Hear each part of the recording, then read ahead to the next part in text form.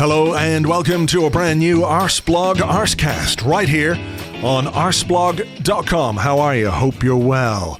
Yes, the schedule is a bit all over the place this week because we're playing early on a Saturday and we played last night against Liverpool. I thought the best thing to do was do a post-game podcast this morning, which will take the place of the regular Friday Arsecast. But on Friday, we will do the Premier League preview podcast on Patreon. So you can join us for that at patreon.com/Arseblog. It is a bank holiday here in Ireland. Of course, March 17th is St. Patrick's Day. So may all your beer today be green, and may all your shamrocks be shamrocky or some shit like that. Anyway, March 17th is also a particularly special day in this household because it's someone's birthday. Whose birthday? Archer, the German Shepherd. He is 10 today, so a big happy birthday to Archer, who's going to get some kind of meat-based cake later on, because what else do you give a dog on his very special 10th birthday? So there you go. Anyway, we will get on with the show. Less waffle, more talking about Arsenal, more talking about the 2-0 defeat to Liverpool last night, which I think is an interesting game to chat about. There are some good things. Obviously, losing is never good, but I think there are things we can discuss, and with me to do that is Andrew Allen. Good morning to you. Good morning. How are you?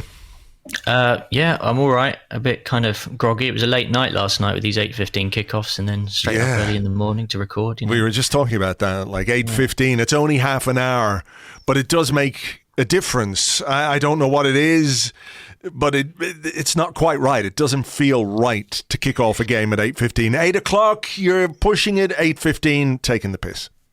Yeah, I don't think the Arsenal press conference quotes dropped on the main website until just before midnight. Right. And if you're waiting for those, that definitely psychologically makes a difference when you're thinking about going to bed. Yeah. So look, a defeat to Liverpool, I guess, is not entirely unexpected, but it's one of those games where we try and measure where we are, what we're doing, how we're going, what progress we're making, because there have been some difficult games against Liverpool in the past. Even when we've thought we're making a bit of progress, we've been sort of slapped back into reality by a couple of performances against them. They tend to score a lot of goals against us. So while I don't want to say, losing 2-0 is actually quite a decent measure of where we are, I think we have to try and look at it within that kind of context, not least because it's something that Mikel Arteta himself was keen to stress afterwards, whether that's just keeping his players focused on what's to come or whatever. But I think he genuinely saw, as he said, between the boxes, two sides that were actually competing with each other, and that very much tallies with what I saw in particular in the first half, which I thought was very competitive, if not spectacular from either side. Yeah, I thought we were very certainly in that first half, I think we had a game plan, we had some ideas that we were trying to execute. I thought our shape was very good by and large. The gaps between ourselves and the Liverpool players were as they should be. We felt relatively comfortable, I thought, at times. I think what became apparent, and it's been the recurring theme, is that Arsenal up against Van Dijk and Matip and Fabinho, we just really struggle. We struggle to score goals, I guess. And I don't know whether it's not just a psychological thing when you see those names on the team sheet. I felt quite confident pre-game. There was a level of confidence that I haven't felt going into an Arsenal-Liverpool game in a while last night. But I was just taking my seat as they were reading out the team names, and the Liverpool kind of, they were just rolling through the Liverpool names, and suddenly your heart sinks and goes, oh, actually, this isn't just a case of, oh, we're really good, it should be okay, we'll give them a good go. You just think, oh, God, they've got some incredible players. And I thought what was really interesting last night is that you can see now that Arteta has got his players learning their lines. They know what to do wherever they are on the pitch. The next level is basically doing what Liverpool do. They don't just know their own lines. They know the lines of everyone in the production, right? Yeah. They can just fill in at every place and they know exactly what they're doing. They're so in tune.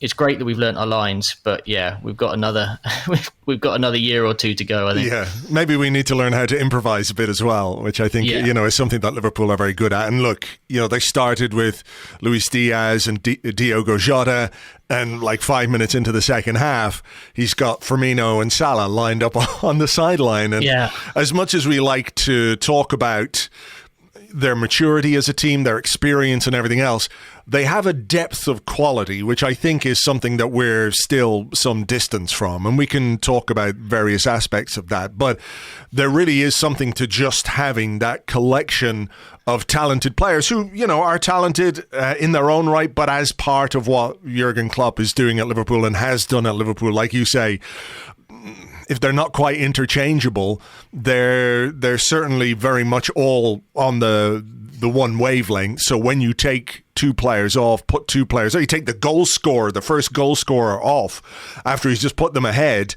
and you're improving your team by putting on Salah and Firmino. I mean, that is still something that we have to try and build, but also contend with in fixtures like this. Yeah, and look, I mean, it's gonna take some time. I mean, I think that the difficulty Arteta's had, I guess, is he's had to spend so many of his transfer windows getting rid of players to then get himself into a position where he can then afford to bring new ones in, that it's never really been a case about him being able to go out and just sort of cherry pick the guys that he wants to come in and go from there. It's taking, I think, maybe longer than Liverpool. I think there was more of a repair job to do about Arsenal when Arteta came in, whereas Klopp, I guess, was sort of taking over from Rodgers, who'd already started to lay some reasonable foundations there for a team that was going in the right direction. I mean, look, there were plenty of positives last night. I genuinely felt that the 11 that we put out there was competitive from the off, and in every position I thought they gave a very decent kind of account of themselves. Maybe a couple of them will have realised that they're going to have to go to another level. I think we all know that Ødegaard, for example, has been brilliant in recent weeks, and I think last night they obviously made a point of trying to snaffle his creativity in the centre of the park. He did everything he could, but again, the key thing I guess Arteta pointed out was the fact that there was a difference in the box. And last night with Lacazette, it just feels like you're sort of playing with an extra midfielder rather than an actual focal point of the attack. And there was that moment when Thiago made the back pass. I don't want to kind of rush too far ahead, but it was almost identical to. Do you remember when Steven Gerrard did that against us in 2006? Yes. It was a back pass that went to Henry. Henry just took that, round the keeper, put it in the back of the net, game one. Difference. That's the difference in the box. On this occasion, Lacazette, I mean, he didn't do too badly. I mean, he kind of laboured towards the ball, got control of it, gave it back to Ødegaard, but the chance went. Well, I mean, while we're on this, I think we might as well talk about it. And I don't want to flog a dead horse or anything like that, because the Lacazette discussion has been done to death. We're between ourselves, every time there's a press conference, it's like, oh, you're asking him the Lacazette contract question again, are you? Really? Even though he's answered it like every week for the last fucking 6 months, it feels like. And the answer has always been the same, that they're going to look at it at the end of the season. And maybe the landscape has changed a little bit in the absence of Aubameyang and his departure. Maybe it has. But I think I want to look at it not so much as a discussion of what Lacazette can and can't do, because I think we've done that. We all know that. And he's trying very hard, but you could see very clearly where there is a difference in the boxes. Again, the sharpness, the ability, the movement, the way that he might pull defenders around if he was a different kind of centre forward. Or let's put it another way. If you want to be really positive about, where this team can go, last night was an illustration of what a new centre forward could bring to this team from an attacking perspective, because it's not just about the goal scorer or the striker scoring goals. It's about what he can do to facilitate some of the others. And I know that's been a strength of Lacazette's play at times, but yesterday, I just think some of the movement, he's a bit slow, a bit ponderous. And I think your point about playing with an extra midfielder rather than a striker is a really good one. So this isn't a moratorium on Lacazette, because been there, done that, worn the T-shirt. But I'm looking at it and thinking, okay, when we've got Martinelli and we've got Saka and we've got Ødegaard, we've got Smith Rowe, I'm now looking to see what happens next, and that, if we're looking for positives, I think is one we can start to hang our hats on a little bit when it comes to the summer. Albeit, it's a bit down the line, and we do have games to play, and we do need Lacazette and the others to contribute between now and then. Yeah, I think what was really interesting was actually you look at the goal that Firmino scores and the run that he makes across the near post. And you think, well, if Arsenal had a bloke making that run, the 2 times that Martinelli kind of got to the byline, then suddenly you've got a guy who's there to finish off an excellent bit of play. And what we don't have at the moment is, I guess, that kind of figure. It was something that, I don't want to really compare Olivier Giroud and Alex Lacazette, but Olivier Giroud was an out-and-out striker who got across his man at the near post and scored a lot of goals there. Yeah. He finished off moves. We're now getting to the point where, as a team, we're flowing, we're creating opportunities. We just don't have the guy there to put the ball in the back of the net. Now, would we create some of those opportunities if Lacazette wasn't dropping back in the first place? I don't know. I mean, it's going to have to be an incredible upgrade to have someone who's able to combine both the ability to drop deep and the ability to go in the box and score. I mean, maybe he doesn't need to do two. We just amend the team around him. But yeah, it is at the moment, I think, the difference. And it's not lost on anyone inside the club, outside the club, anybody watching Arsenal. And as you say, it's not to denigrate Lacazette. I think what he's doing is incredible, very hardworking, but he's just not that guy at the moment. So yeah, I mean, it's clearly on our to-do list, and it doesn't actually make any difference whether Lacazette stays or not. If Nketiah goes and we've already lost Lacazette, we need to buy strikers, and those strikers are going to have to be finishers this summer, I think. Yeah. I mean, there is a lot to do in that area of the pitch for sure, particularly if Nketiah goes, which looks likely, and Lacazette, I see the calls for giving him a 1-year contract or whatever, but I'm not sure what the player wants. I think when a player gets to his age, he's probably going to want a longer deal, more security, and, maybe he want to play a lot. If Arsenal go out and sign a big, shiny new striker who's going to be our number 9 in all the games that we're going to play, if you're Lacazette, do you sign on for 10-minute substitute appearances and some cup games and what have you when you're at this point in your career? I'm not sure that's the case. So even if Arsenal were to try and do it, he might not be into it himself. So it is something that we're going to have to reckon with. I think we should talk about that chance then, the Thiago back pass, which I guess he just didn't see Lacazette, who was probably behind Van Dijk or Matip or one of those. How do you view what happened next? Lacazette took it. I think this is really, really good goalkeeping, to be honest. I think it's easy for a goalkeeper to panic in that split second when the ball comes through and Lacazette goes. I mean, how many times have you seen a goalkeeper make a split second decision where he clatters the attacker, he concedes a penalty, goes to ground, gets rounded? I think what Alisson does on both occasions is absolutely top-class goalkeeping, in that he stays on his feet, he forces Lacazette to make the pass, and the focus he has on Odegaard as he closes him down is really quite something. When there's a great replay, where it's behind Odegaard and you can see Alisson just watching, and he makes a very good save. You could say it's a miss, but I think it's more great goalkeeping than a bad miss. If Odegaard had put it wide, for example, bad miss. But I think it's very, very good goalkeeping. Yeah, I mean, that was actually my instant reaction in the stadium. And I think probably a reaction that was shared by most, because when a player has done a bad miss, because the stadium reacts with a sort of angry groan.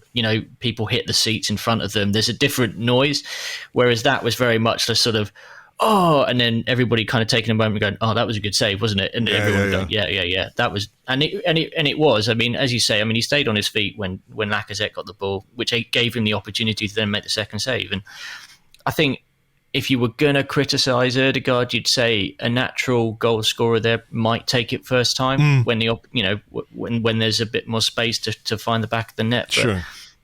I think if you're Martin Odegaard and you've got a 6 foot something Alisson doing a starfish right in front of you from 3 yards, he did everything he could to sort of smash it in the goal. As you say, it was on target.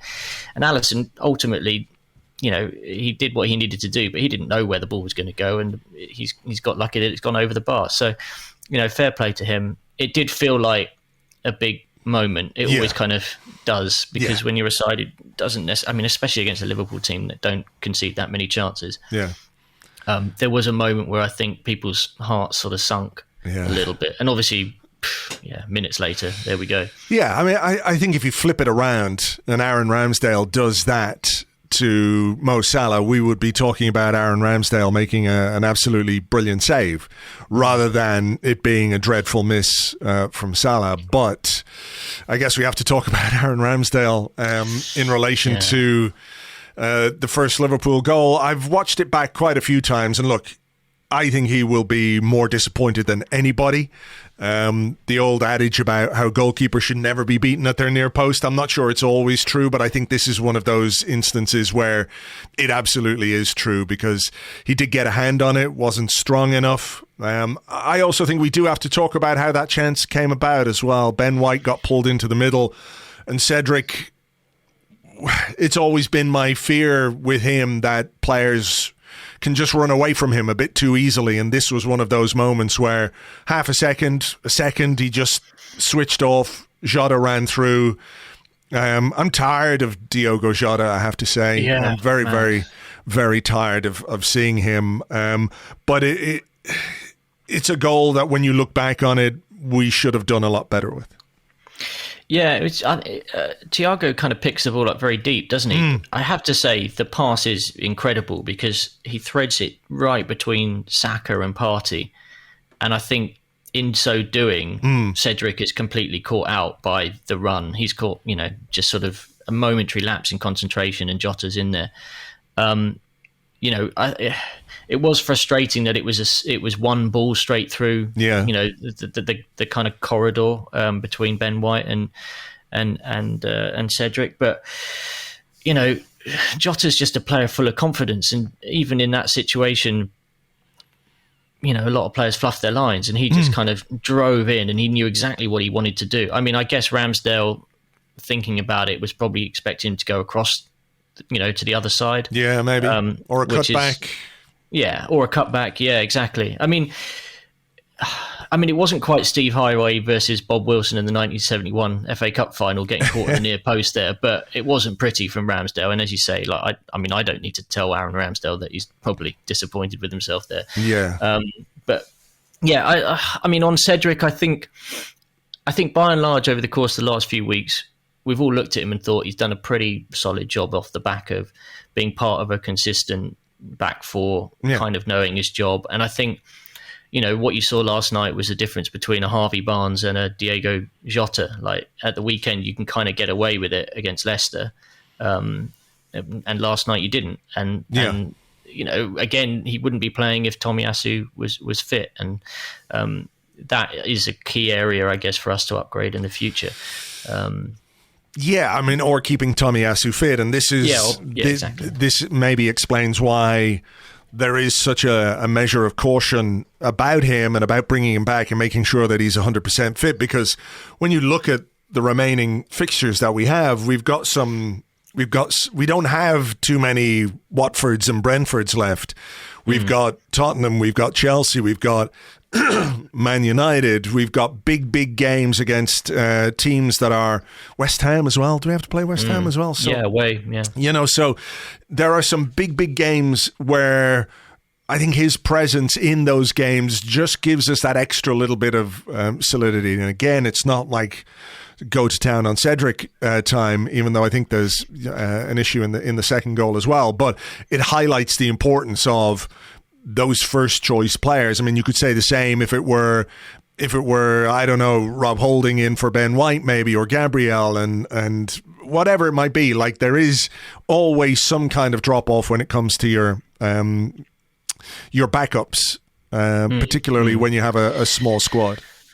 I mean, my concern about Tomiyasu is obviously this injury will have stretched from pretty much December through till April by the time he plays, and dropping him into the team when every game is massive is going to be quite difficult. Like, he needs to get some minutes somewhere to get up to speed, because he strikes me as a quite I don't know whether introverted character is the right thing, but he thinks a lot about his own game, and he wrote in his column that he has in one of the Japanese newspapers about, building up his confidence and whether or not he was good enough to be at Arsenal and understanding all the tactics and all the rest of it. And you kind of think, if a player like that goes into a game not feeling completely sort of sound in their own body, that level of doubt can, cause issues as soon as someone starts running at you. And I think we saw that in the Carabao Cup semi-final when he was thrown in and he wasn't fit, and Jota completely wrecked him that night.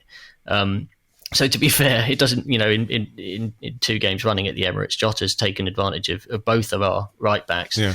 But yeah, I mean, it is important that we get him back, because I think he does bring something different. He's just physically more of a monster than Cedric. I think people look at Cedric and think, I can beat this guy. And obviously Jota's not a big guy either. So, there wasn't much of a physical battle for him to worry about there. Yeah, I just think Tomiyasu has a defensive mindset, a kind of switched onness, if you like, in the final third, in the defensive third, that Cedric doesn't quite have.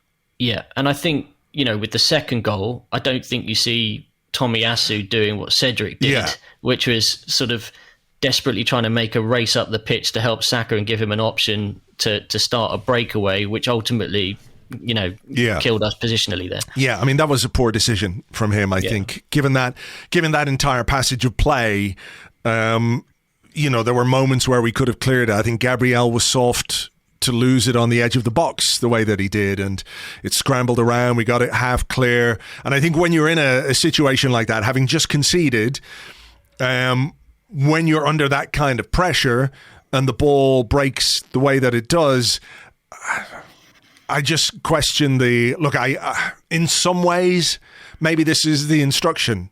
When there's a chance to break, when Liverpool have pushed forward, let's try and break. But I'm just wondering who exactly he was going to break with in that moment. I'm just going to watch it again. I mean, most of the Arsenal players are in the Arsenal penalty area. I can tell you, because I counted them this morning, that we had 10 men within 8 yards of the goal line when they scored. Right, and where was Cedric? What was he going to do? Yeah, I mean, it was going to be a very difficult kind of breakaway goal we were going to score there, especially as it was sort of Saka on his own going up the wing. It wasn't great. But again, ruthless from Liverpool. Absolutely ruthless. Yeah. Robertson did exactly what he needed to do, took advantage of the space, drove to the byline, had a man to pick out, found him, goal. And Emirates at that point just went... Yeah, you could feel the air come out of the place a bit. I mean, you will know yourself, you were there. But like a 1-goal deficit against Liverpool is tough enough. When you concede 2, and I think this is quite often a measure of really good teams, is that when they land a punch, before you've had time to right yourself, they smack you about the back of the head with another one, as we used to do in our pump.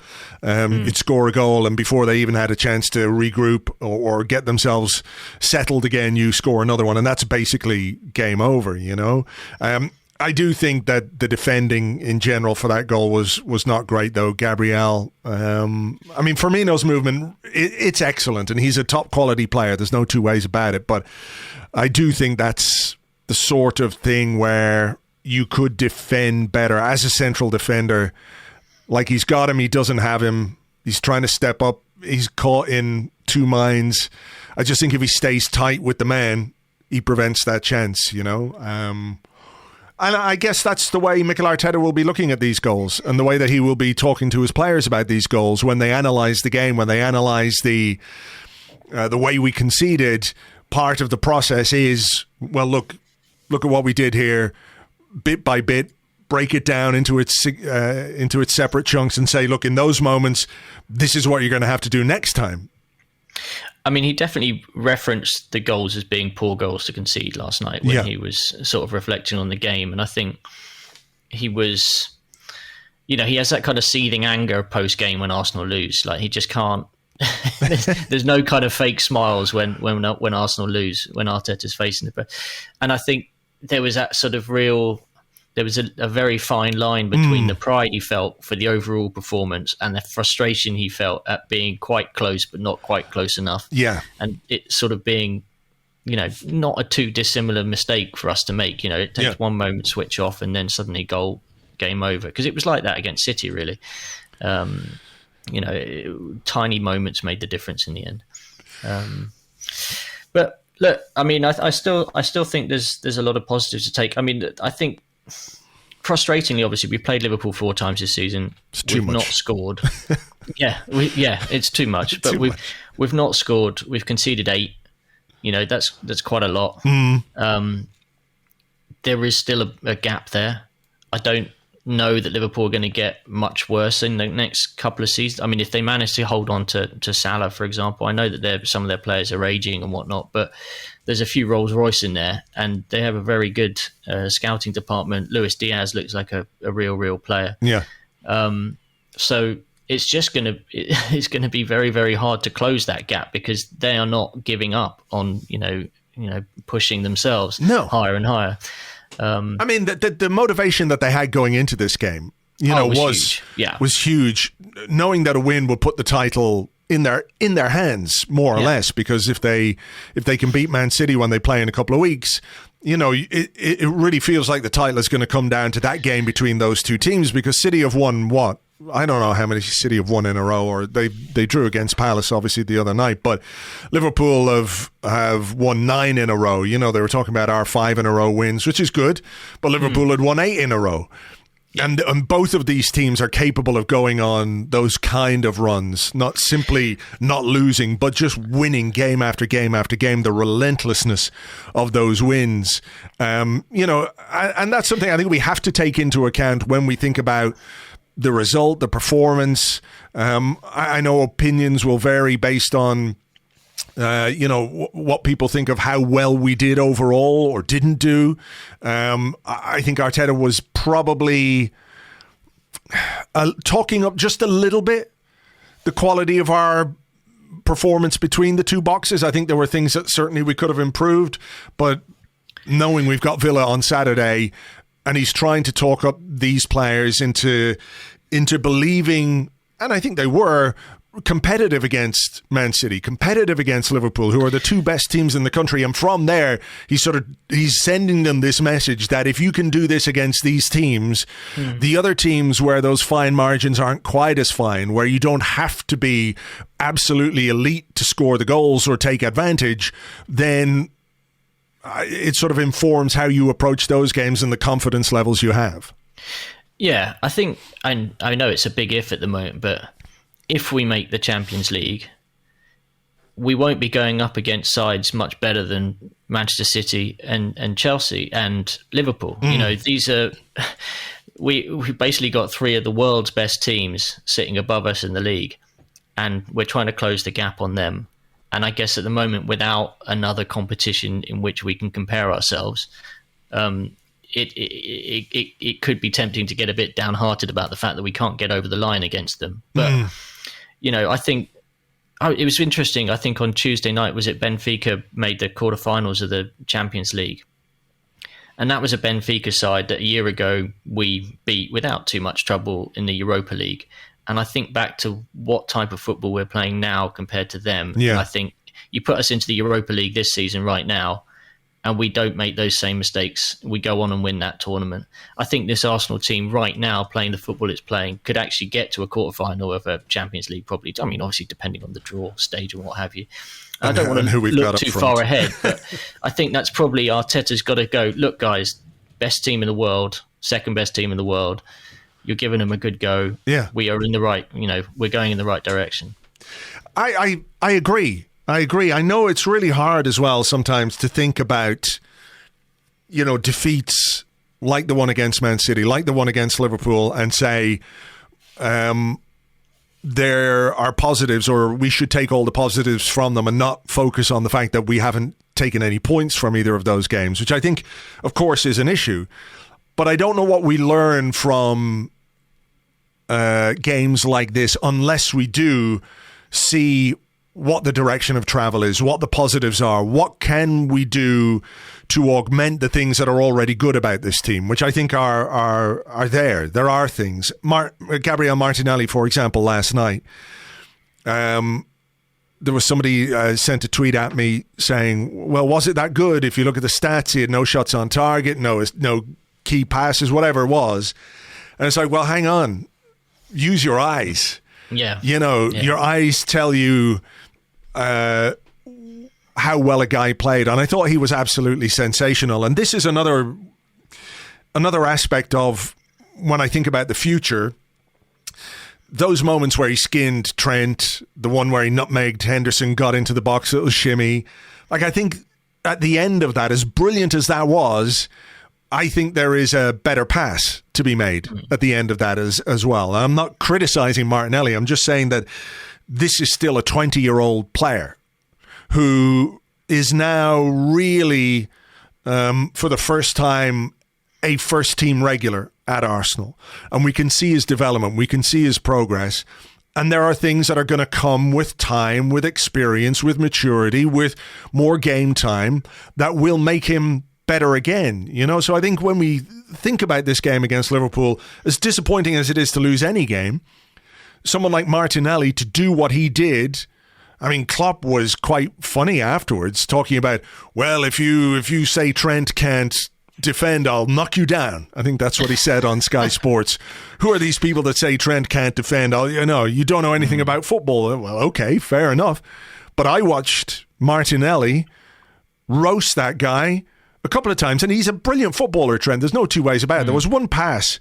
Was it early in the second half? First time pass, not long after their disallowed goal. It was like, holy shit, this guy is like amazing. Yeah. And defending isn't his strong point. At the same time, though, what Martinelli did yesterday, to me, that is part of why we can maintain a level of confidence about where we're going. Yeah, I mean, I think Alexander-Arnold would have relished the battle that in the pressure that he was put under there, because it was an incredible test between the two of them. I thought what was really interesting with Martinelli is that he's always had that ability to skip past a player, and his decision making, has not always been great, but more than anything last night was his ball retention and his strength. I thought really struck me, because he was given the ball a lot, but quite often had to go back towards his own goal with players around him, but he kept the ball. Whereas a couple of years ago, he would maybe make a loose pass, and those loose passes would lead to transition moments. Those transition moments would put us under pressure. And I think he's realizing sometimes you don't always have to go and do the big thing. You just need to keep the ball and keep the move working and moving. And I mean, he was great last night. I mean, you said earlier about, you just have to use your eyes. When you're in the stadium, you just have to use your ears, because everybody is excited when he gets the ball. There's this real sense of like electricity, and I love watching him run at people. But a bit, as I was saying earlier, is I think we need to give him someone else in the box to aim the ball at. I think he looked up a couple of times yesterday and saw just a blur of yellow shirts and sort of played a percentage pass when maybe, he could have made a better pass. But also, if we'd had more people there to pass to, he might have had more chance of finding someone. So, I think it's interesting. I don't know about you, but I get the feeling that Martinelli almost prefers the big games. He always seems to come to the fore when there's a real big opponent and a big stage, because he was excellent against City, even though he didn't score. And he was excellent last night, even though he didn't score. And he did almost everything but in both games. Yeah. And some of the quieter games, he's not quite been able to get himself into it. I don't know whether it's partly to do with our tactics and him being more of an outball and whatnot. But I mean, maybe.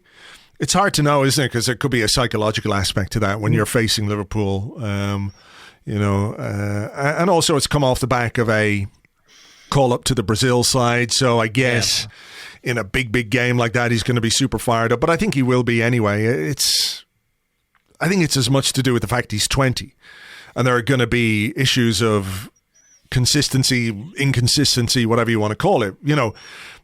I thought Bukayo Saka was brilliant against Leicester, quieter last night. Martin Odegaard as well. I think there are reasons as to why he was quieter against Liverpool than he was against Leicester, but there is going to be some measure of inconsistency with young players. And that's why when I think about where we're going, when they can add that to their game, Jota, Salah, Mane, I mean, they have their off days, but more often than not, they're on, and they will cause you significant problems, even if they don't score. And that's where I think we've got to go with this group of young players, in particular those, higher up the pitch. It is going to be still part of the process that their levels are going to fluctuate a bit. Yeah, absolutely. What did you make of the substitutions in the end last night? It felt to me a bit like, going into the last 15, 20 minutes, Arteta recognised this was not a game we were going to win. Just rest some legs before Villa, right? Yeah. He didn't kind of, he could have easily, excuse me, thrown the kitchen sink at them, kept Ødegaard on, put Pepe and Smith Rowe on. And he kind of just went, this isn't happening. I did wonder about that, because when we conceded the 2 quick goals, I was thinking, well, what can we do here to try and get something from this game? Because, it was an hour in, just after the hour mark. So there's time to do something. But I just wonder if perhaps some of the scars of Liverpool games in the past were part of the instructions and the way that we dealt with the rest of the game. Like, I was thinking he can get Smith Rowe on, but who's he going to put him on for? Like, could you put him on for Xhaka, for example, and really have a go at Liverpool?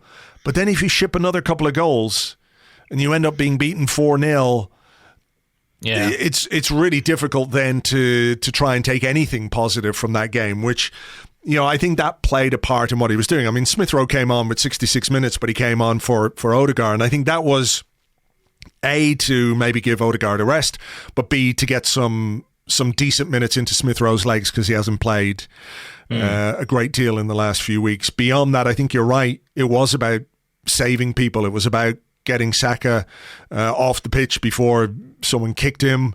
I don't think they were really changes to try, as hard as this is to sort of contemplate, I don't think they were changes with the rest of the Liverpool game in mind as much as the Villa game on Saturday. Yeah, and it's such a massive game now, the Villa game, because lose 2 games on the bounce going into the interlull, that would not be ideal. It's too long to kind of chew over that negativity when really things have been going pretty well. So it's one of those games where I look at it and I think, I'd actually would I take a draw? I probably would take a draw against Villa, actually, just to kind of change the narrative a little bit. And they're not an easy place to go. And a point wouldn't be the worst thing before we regroup. I would take 3 points. If you don't mind. If I have the choice, I'll take 3 points. I know what you're saying, but I maybe another measure of how this team is progressing and developing is how they deal with a defeat. Because we lost to Man City on New Year's Day and then had those run of games, like 2 of them were against Liverpool, of course, and there was the Nottingham Forest game. And there were other things in play then. There was AFCON. We had about 16 red cards in January. We had some injuries and the whole lot. So there were reasons why those games didn't go quite as well. And I really do think that the 5 games in a row that we won are more aligned to that New Year's Day performance than the immediate games that came after them. But I do think we have to make sure we respond against Villa on Saturday, where the one game at a time mantra really comes into play. Like, do not get carried away when you win, but also it doesn't mean the ceiling's falling in when you lose, I mean, I looked at the games after, when we came back from Dubai. This was quite an obvious chunk of games where you kind of thought, okay, how many points do we need to get from this section? And it's like, you can afford to maybe lose one game. And then they added in the kind of Liverpool game rearranged, didn't they? So that kind of became the game that you were going to lose. And then, I mean, we have done very, very well. And I think we have to realize that to get to the number of points that we need to get this season from the games that we've got left, there is a tiny little bit of wiggle room basically to lose, but you just can't allow that defeat to get in your head and to manifest and become bigger. I think we just need to get through the Villa game with our spirit intact and then go again. Mikel Arteta was not particularly pleased with the scheduling of the Aston Villa game, and he spoke about it at his press conference last night. I'm going to play the clip here so you can have a listen to this, and this is what he had to say, going a little bit pep in some of his answers, but here it is. You mentioned the mental side of it, but physically you've got a very tight turnaround before you go to Villa Park. Considering the energy Thank you so much to the Premier League to do that, and they've done it again when we have to play Chelsea and Manchester United. So if they want to give them any advantage, I say to them today, thank you so much for doing that. Do you think the players will be? Yes, 100%. Don't worry, the players on Saturday, they will be there with energy. They will sleep, eat well, but thank you so much to the Premier League for putting the fixtures like this. Very, very helpful. Did you make a representation to the Premier League? Yes, absolutely, yeah. Yeah, because it's not fair. Yeah. It's not fair what they've done. Yeah. And they just weren't for turning, basically. Sorry? They just weren't for changing. No, it's BT, it's Sky, it's this, it's that, yeah, but the one that is affected is Arsenal. And the only thing that I care and we care is Arsenal. And for Arsenal, it's not fair. I thought that was interesting, I have to say, because look, I understand completely when you're playing at 8:15 on a Wednesday and then you get the early kickoff on a Saturday, and they did the same thing.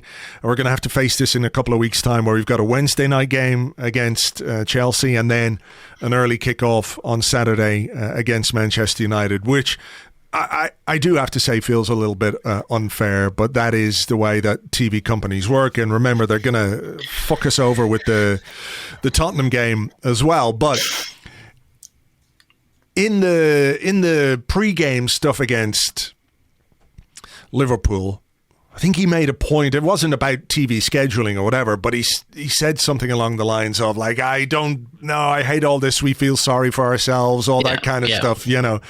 And this isn't necessarily feeling sorry for ourselves, but I wonder, is his reaction to this, is his public reaction to this something we've talked about this season, is the us against them mentality that has been fostered at times. And I wonder if this is part of that as well. He feels aggrieved. There's no two ways about it. He feels unhappy about that. But he could easily say, well, look, there's nothing we can do about it. We've just got to get on and win the fixture, win the game, deal with this schedule the way it is. But he made a point of I think, to say it's not fair is quite strong. And I think that might be as much a message to his players and the fans, and trying to cultivate this siege mentality thing we've spoken about. I think it might be partly that. Yeah, I mean, my first take on it is it's not the type of thing he gives a shit about in a press conference or remarks about that strongly if Arsenal win the game. I think it's partly driven by the frustration of what's just played out in the 2 hours beforehand. Secondly, I mean, as much as I want him to foster that spirit, looking at it, I'm not sure that Arsenal are particularly screwed over by the situation. Obviously, it's not ideal playing late on a Wednesday, early on a Saturday. But when you actually look at the way the fixtures fall, Chelsea have got 24 hours less to prepare for the game against us, because they travel to Leeds on the Sunday and we face the Southampton on the Saturday. And they've got to go by horse and cart as well. It's taken them a while to get up there. And I guess that's balanced out by the fact that Manchester United have an extra 24 hours to prepare for the game against us, because they play Liverpool on the Tuesday when we play on the Wednesday, but then they're playing Liverpool. So it's a big game. I don't know. I mean, at this time of the season, like when games come thick and fast, and it's not like we're overburdened by matches at the moment. Sure. It kind of seems like a weird fight to pick. I'm more pissed off on behalf of the supporters who have to wait so long for these games to be kind of confirmed by the Premier League, who missed their deadline by about 3 weeks. Look, this is the first time this season, I guess, we're facing two sets of fixtures where we're really going to test our fitness and our legs. And if you're winning games, it's fine. You just carry that momentum. It's more if you have a hiccup and then you have to go again quickly. And even in those circumstances, you want another game quickly because you don't want it to fester. Yeah, exactly. So it's a weird battle to pick, mostly because it's not one he can win. He's got no skin in the game there. Like, he's not going to influence the way the TV broadcasters make their selections or anything like that. I certainly don't think they're going to think twice about sticking, Arsenal v Spurs on a Wednesday night, just before the end of the season, which I think all of us are expecting. It's an interesting one. I mean, I'm more than happy for him to kind of go, backs against the wall. I'm really curious about how he's going to make them sleep well, what they're going to eat, because he mentioned that several times in several different interviews last night. What is it? I was sitting there last night and I'd had a couple of beers watching the game and I was feeling a bit peckish, and he said, we're going to have a good night's sleep, we're going to eat something nice. And I was like, ooh, what are you going to eat? Can I have the recipe, crudités or something? I get it. I guess quite a lot of these players, they kind of drink these kind of caffeine drinks, don't they, before games? And if you're doing that before a late kickoff, and then you've got the adrenaline of the game. I mean, fucking hell, I imagine it must be very, very difficult for Gabriel Martinelli, who gets home at midnight, to just go to sleep and then get up the next morning, go to training at, whatever it is, 8-9 o'clock. And you're probably just sort of full of this sort of caffeine in you. And but it's not. I'm not being paid to work on the nutrition side of Arsenal's games, so it's someone else's problem. But all right. Just one final thing. You were there, obviously, and at the final whistle, I know people have gone home. Because that's the nature of evening games. Even if it's a 7:45 kickoff, there are people who, for various reasons, leave before the end to get public transport, to avoid car park queues, whatever the hell it might be. Some people have got a significant distance to get home from the Emirates, ticket holders and all that kind of stuff. So we understand why that happens, but at the final whistle, there was a fairly rousing reception for the team, which hasn't always been the case when we've lost, when a game hasn't gone our way, when the result hasn't gone our way. From your first-hand perspective, what did that feel like, and what does that tell you about the way the team and the fans are connected this season?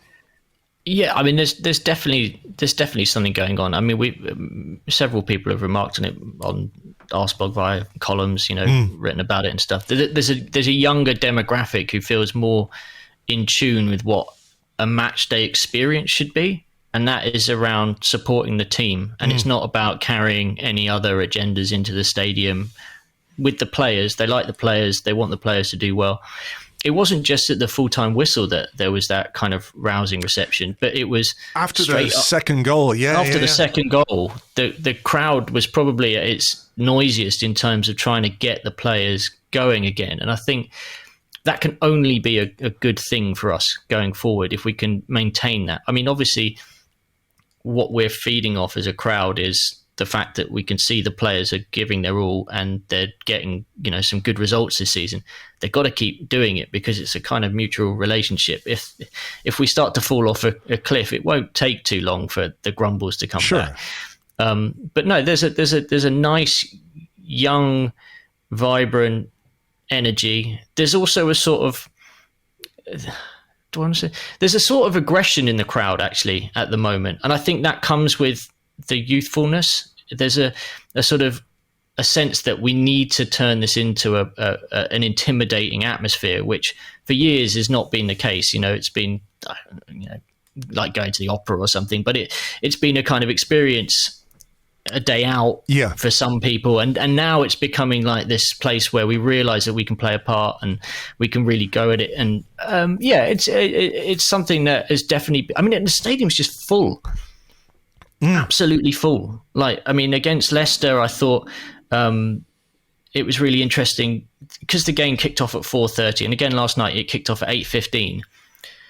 I don't know whether people expected games to kick off at 4 and 8, but the stadium was much more full as the game kicked off, and it makes a difference because it means that there's just more people trying to put pressure on the opposition from the get-go, whereas quite often people get to the stadium a bit late and stuff. So, I mean, Arsenal have a big issue of making sure that people are in their seats before games. Part of that they're trying to resolve, the new ticketing kind of things on the gates and stuff, just making sure that there's people in their seats. They've had the beer promotions and stuff as well to get people in earlier in the season. all of that is a good thing, because it does make a difference. It all adds up. And if people are enjoying the experience more and they like the fact that the singing's happening, they'll sing more the next time as well. So yeah, it's all good. I'm really happy with that stuff. I think the club will be pleased as well. Yeah, all right. Results next, obviously. But we can take positives from that and hopefully respond when we go to Villa Park on Saturday. So I just had one last question, because it wasn't immediately obvious what was going on, and I don't know whether it was at home, but the pitch invader. Did you see that? I mean, the guy seemed to come on at the North Bank end, and he immediately ran to the goal post and looked as if he was about to try and handcuff himself to the post. Yeah. And at that point, I thought, oh my God, like, this is going to be really awkward, because if he does actually do that, how long is that going to take to get him off? And then he just seemed to kind of act dead. Like, the steward pulled him off. It took ages for there to be a paramedic, like, to come and see him, because nobody really knew whether he was actually, like, incapacitated or if he was just acting. It was really weird. As always, on TV, they don't tend to show those incidents. I think if he had handcuffed himself to the goalpost, they probably would have had to show it. But the same with streakers. They never show them because they don't want to encourage it. So I don't really know. I haven't had a chance to read around as to what exactly the cause was or whatever it was that he was protesting. But we didn't see it. They mentioned it. They said, oh, there's a pitch invader here, or there's somebody trying to attach himself to the goalpost, but they were showing there might have been a throw-in over on the right-hand side, so I don't really have any clue. It was a very weird moment, because I think, particularly in the North Bank, it completely distracted the crowd. And I think it was in the period in between the two goals, and the atmosphere definitely dropped a bit, because everybody was trying to see what was going to happen to him, because he'd been shoveled over the hoardings, was lying on the floor with a steward standing on his back, basically. A few of the photographers down there were taking pictures, but the way he was acting, it looked like he was dead. And, as a consequence, the crowd were kind of like, oh, what's going on? Completely distracted. And then, I don't think that had any effect on what was going on the pitch, but it was just a moment, a weird one. Yeah, I just had a quick look on Twitter, but the first link I see is a Daily Mail link. So I'm not going to click that. We'll find out, I guess. We'll find out. Strange incident. All right. Well, look, let's hope we can pick ourselves up and do the business against Villa on Saturday. For now, though, we'll leave it there. Andrew, as always, thank you very much. See you later. Thank you very much to Andrew. You can find him on Twitter at @ALlenSport, @ALlenSport. Right. I am going to leave it there for this particular episode. As always, thank you very much indeed for being here. Hope you enjoyed the show. Join us on Patreon for a Premier League preview podcast tomorrow afternoon. And of course, James and I will be here on Monday with an Arsecast Extra, talking about whatever goes down against Aston Villa on Saturday morning. As I said to Andrew, I'll take the 3 points if nobody minds. Until the next one, take it easy, folks. Cheers. Bye-bye.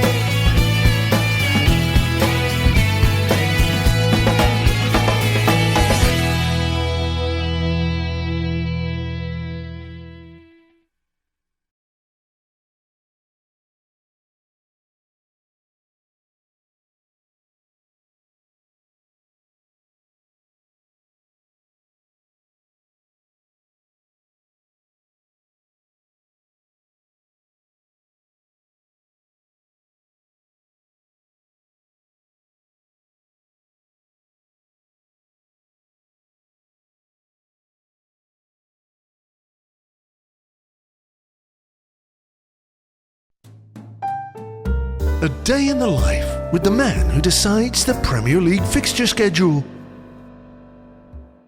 I get up quite early as a rule, and before my morning ablutions I will have a bowl of oats. The fiber's tremendous for the digestion, you know? Helps loosen things up in there. Ha ha! Then I take the dog for a walk. Well, I would if I had a dog, but I don't. I despise them. They're terrible, filthy creatures. And I sit down at my desk and I think to myself, how can I use my fixture Mickey to fuck Arsenal this week? I have to say I always find a way. It's one of the things I enjoy most about this work, the variety, you see. Whatever challenges and problems there are to overcome, I can always manage to give them a good shafting.